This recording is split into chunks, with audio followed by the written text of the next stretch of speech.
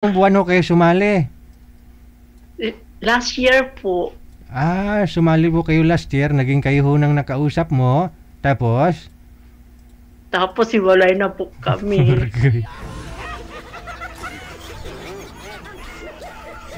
Taga saan po ba yun, ma'am, yung nakausap po ninyo? Bakit hindi ka makita, DJ? Hindi naman talaga ako nagpapakita sa'yo. Oh. Taga saan ho yun? Ano po siya, DJ? Security. Taga saan nga po?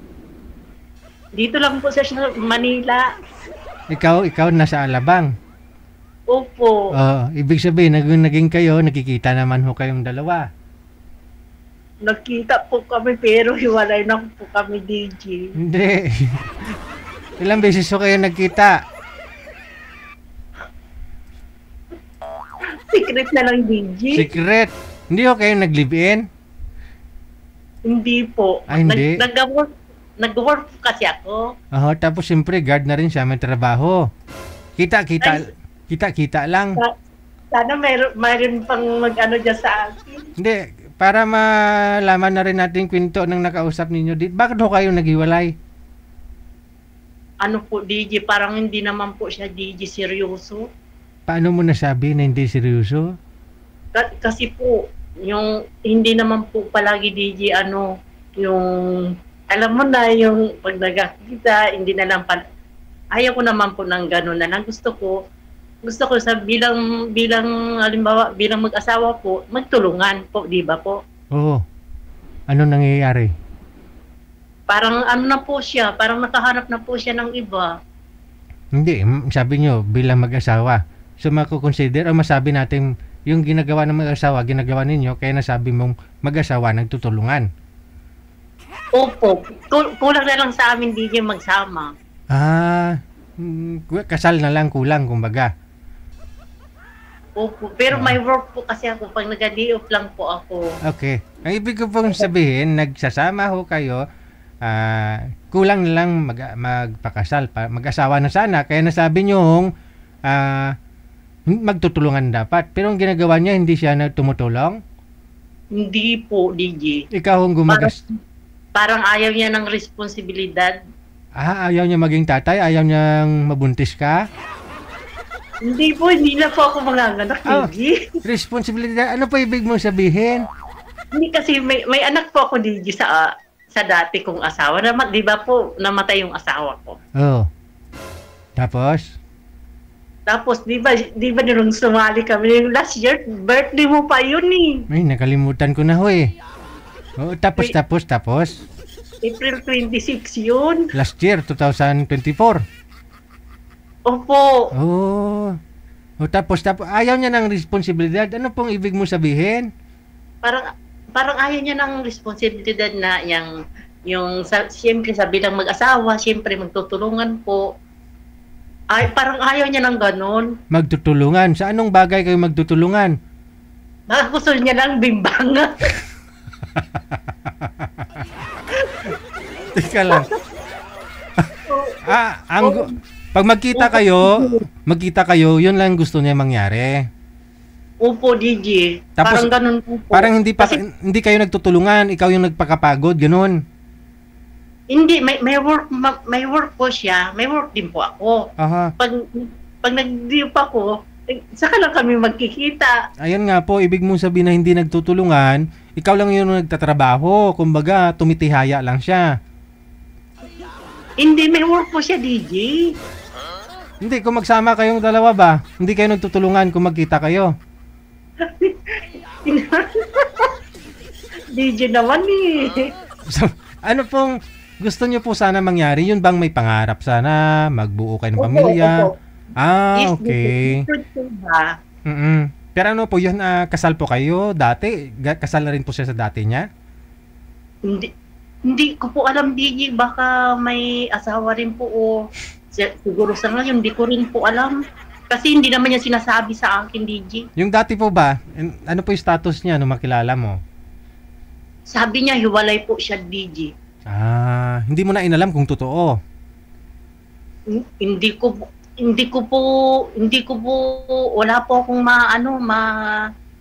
pati sa family niya, parang ayaw niya ipakilala, ganun. Yun lang. Okay. Tapos yung cellphone niya, DJ, hindi niya pinapaano sa akin. Aha. Kung yari, magkasama mo kayo, magkatabi kayo natutulog, yung cellphone niya, hawak niya, ay hindi niya pinapakita sa'yo. Hindi, may password, DJ, hindi ko mabuksan. Okay. Tinatago niya sa akin, ayaw niya ipakita. Yung messenger niya, ayaw. Baka may hinihingi siya sa'yo na hindi mo binibigay. Ano ba? Gusto niya sana na ipapapublic ka, pero ikaw nga ho, hindi mo pinapublic. Mga ganon? Wala, alam ko, DJ, wala naman akong pagkukulang, DJ, pero... Binigay mo naman lahat? Tudo-tudo mo talaga?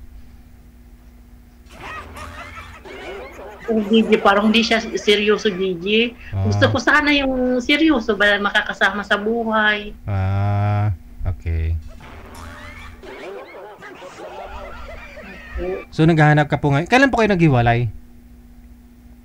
Bago lang po, DJ. Kanina lang? Hindi. Bago lang. Nung nakaraan pa po, DJ. Ikaw po mismo yung gumive up? Po? Ikaw yung nakipaghiwalay sa kanya? Hindi. Parang kasi, DJ, parang iba na kasi pakiramdam ko. Nung una, okay pa kami. Pero na ngayon, parang, na siya, DJ, iba na, parang, siyempre, nakuha niya ng gusto niya, ganun. Parang hindi, wala siyang balak na, magsama kami habang buhay, ganun. Hindi ko po alam, nakakita na siguro ng bago. O kaya may asawa siya, ganun. Dapat inalam mo yung totoo. Para siyempre, kapanatagan na rin ang isip mo, alam mo yung rason.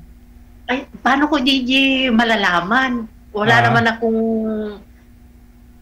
akong ibig ko sabihin, saan ako kukuha ng yung proof na para hindi, kung ayaw may dahilan, kung gusto marami talagang paraan. Pwede mo siyang friend po ba kayo sa Facebook? Hindi. Gimblock nga niya ako, Gigi. Nagtalo po ba kayo bago kayo nang hiwalay? Nag-uusap kami noon, tapos sabi ko parang iba na yung pananalita niya. Kasi siyempre, DJ, may work po ako, nagkakita na kami pag nag-diop ako. Ganun ba? Bali siya panggabi? May duty din po siya na panggabi, may duty din siya na pang umaga, ganun. Ay ako po, istiin po ako sa work ko, ganun. Hirap nun, no? Ito lang, DJ, bago lang, DJ. Ang sakit talaga, DJ, Diyos ko. Kala ko, DJ, siya na yung makakasama ko sa buhay ko. Hindi pa pala. Bimbang pa, more. Bimbang pa. Ano po yung status nyo? Hiwalay kayo sa asawa mo? Byuda? Ako po? Widow po ako, DJ. Byuda talaga. Ilan po yung mga anak mo? Ang anak ko, 4, namatay yung isa. 3 na lang. Yung panganay, namatay po. Bali yung bunso mo, ilang taon na po ngayon? 21 po, DJ.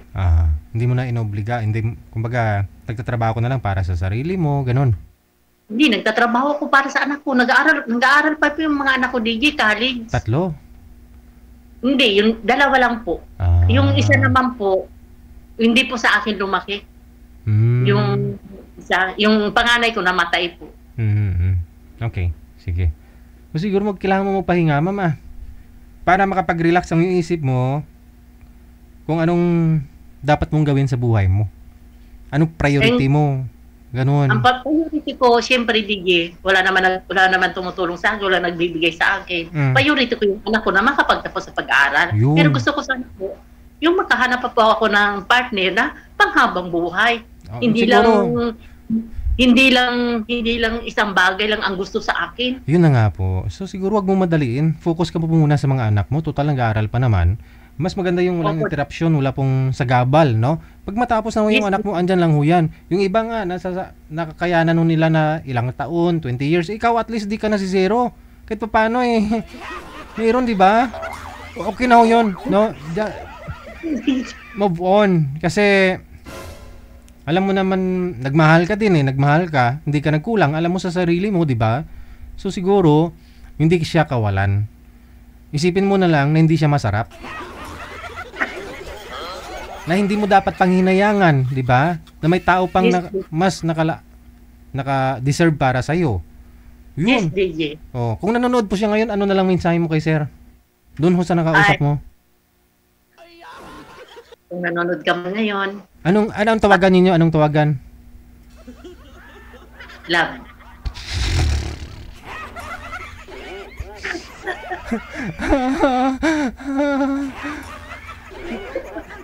Oh, sige. Kung nanonood po siya ngayon, anong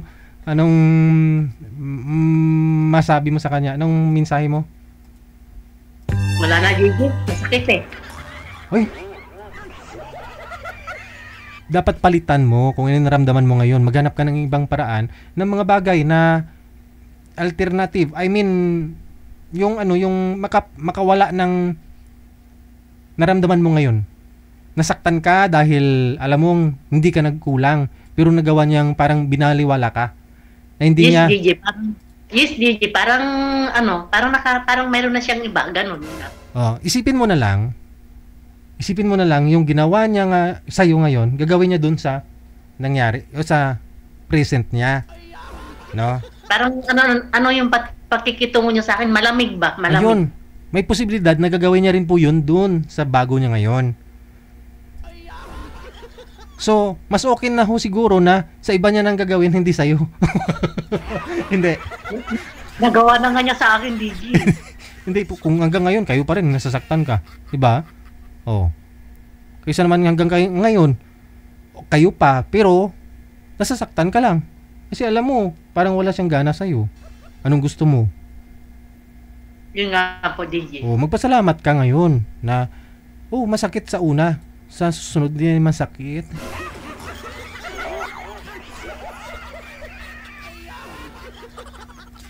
Ay, shout out muna sa inyo, DJ Jel, sa OFW Emotion. Hello po sa inyong lahat. Wanted sweetheart. Sana Hanap ka ulit? DJ, para maka-move on. Ay, hindi pwede. Hindi pwede. Alam mo yun, yung nanggamit ka ng ibang tao para maibsan o siguro kung kasi DJ, minahal ko naman siya, DJ, hindi niya ako minahal eh. yun, siguro minahal ka na rin eh. Nagturjak kayong dalawa, nagbimbang kayo. DJ naman eh. Oo naman. Hindi ka minahal nun. Kahit sabihin natin 20%, minahal ka rin. Hindi ka lang priority. Baka ganun nga po. Kasi baka mas may lamang Mas may lamang, opo. sa'yo.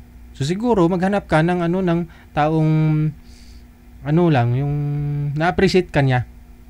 Yes. So siguro ngayon hindi ka pa ready kasi nandiyan ka pa sa stage na na nagmo-move on. Ipahilumin mo muna. Maghanap ka ng ibang paraan na pagkakaabalahan para madali mo siya makalimutan. Isipin mo na lang na hindi siya masarap. Yes, DJ. Magmahal. Masarap magmahal. Kasi ikaw, sinarapan mo ng todo eh. Minahal mo siya eh. Tapos ikaw, hindi kanya sinarapan. Ilang taon ka na nga po, ma'am? Anong pong pangalan mo? Marites. Marites. Pangalan mo Marites eh, di ba? Naalala ko. Lagi ka po nagko-comment pala dyan sa comment section eh. Ikaw pala yon. Ilang taon ka na, ma'am Marites? Sa tingin mo po, DJ, ilang taon na ako? 17 ah. Yes po. See you next year. Siguro after 3-4 months, ganun. 3 or 4 months, pwede ka ulit magpa-line up. Ngayon, na-enjoy mo yung sarili mo. Yes, DJ. Oh, yung bang nagagawa mo dati, yung hindi mo nagagawa na naging kayo pa, gawin mo na ngayon.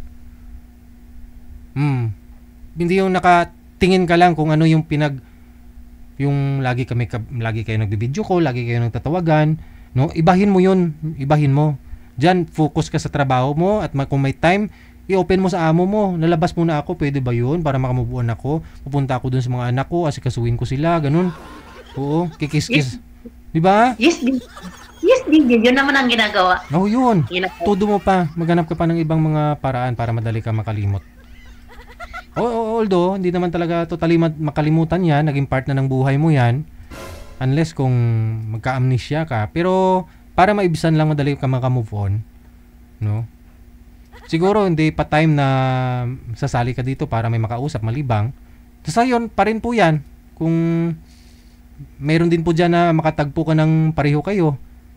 Kunyari, may nagpa-line up din po dito na gusto niya rin malibang, walang problema. Pero unfair naman po kung naghahanap po siya ng seryoso, ikaw, hindi pa. Ayaw ko naman din yung ganun ulit yung ginawa niya sa akin. Ayaw ko na ulit. Gusto ko sa susunod magkaroon ng partner, yung panghabang buhay na talaga. Yun, yung lubos mong isipin kung paano mo malalaman na panghabang buhay na yung darating sa'yo.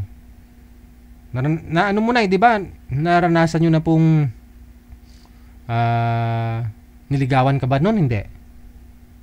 Sinuyo ka po ba? Hindi.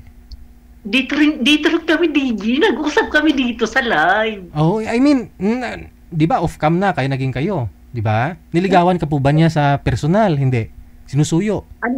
Ano po, DJ? Yung tawagan po kami. Gaano po katagal pa nililigaw niya pag tawagan ninyong dalawa? Parang lang yung DJ, parang 1 month lang yata. Yun, DJ. gawin yung 1 taon. Sa susunod, may mamanligaw sa'yo 1 taon. Oo. Sa 1 taon na yan, pwede kayo magkita, pero dapat hindi mo pa sinagot. Walang nangyayari. Kunyari, may manliligaw sa'yo, malapit lang din sa'yo. Date kayong dalawa para mas madali mo siya makilala.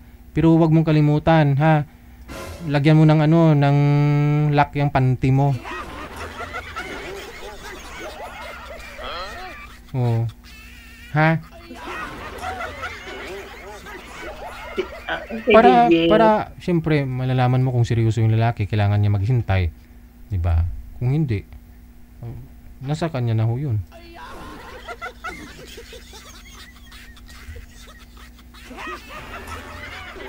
Pa-line up ka na lang ulit sa summer, ka na lang magpa-line up, Kasi naintindihan kita ngayon, malamig yung panahon, kailangan mo may makayakap, kailangan mo din siyempre ng may maka-video call.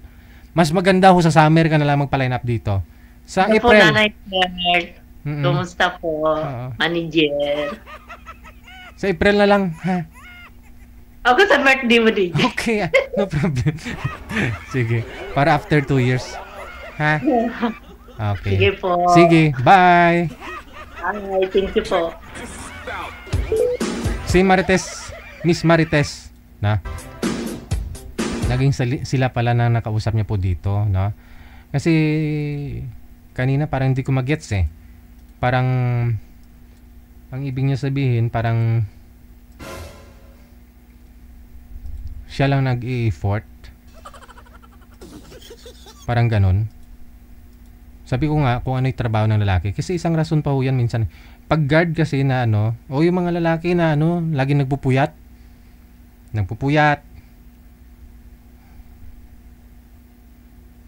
Ano yan maapektuhan talaga yung yung gana sa, alam nyo na. Kaya nga sabi ko parang siya lang daw yung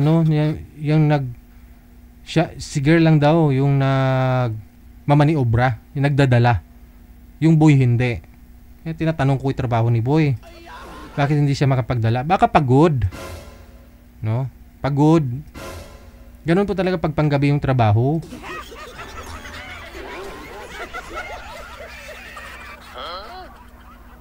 Lalo po't umiidad na siguro, no? Ikaw po talaga yung magdala, ma'am, ng relasyon ninyo. Joke lang. Mama Mante, Miss Marites. Kita-kits na lang tayo sa summer. At reviewin mo na rin po yung comment. May nag-mine sa'yo dyan. Nasa sa'yo po yung decision.